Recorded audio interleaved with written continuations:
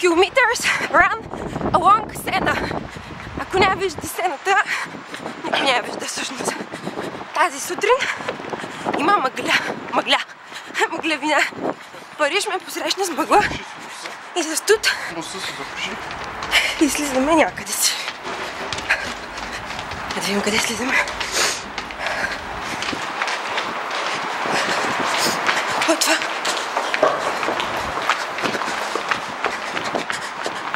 Цъпнали дръвчета.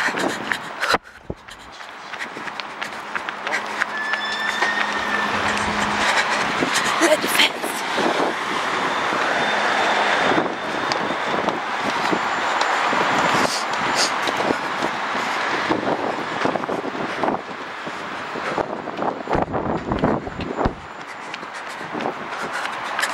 Път сме да открием Сена. Къде се намира?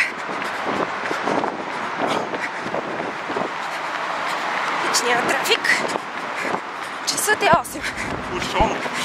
Бушон, да. Трафик. На французите казват на трафика бушон. Да, всъщност бушон е от Винтен. Всичко се движи. Метрото! Което тук е надземно, само тук. Защото минава на Сена.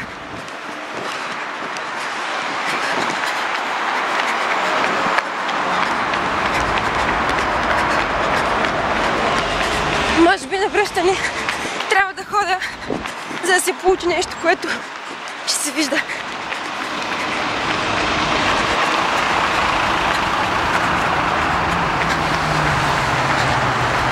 Ето е Сена. Ето я Сена. Ето.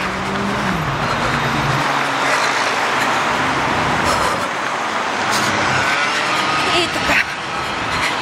Я уеду жить в Лондон, где большая вода. Какво беше? Тъпън, можеш да се преместиш бе глухар такъв.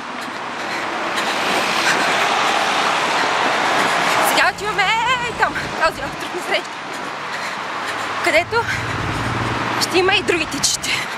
Всъщност Париж се тича страшно много. Ако можеш, със сигурност щяха тичат и в кинефите си. Толкова много тичащи хора. Кефе се. Леди фенс! Ай, стари!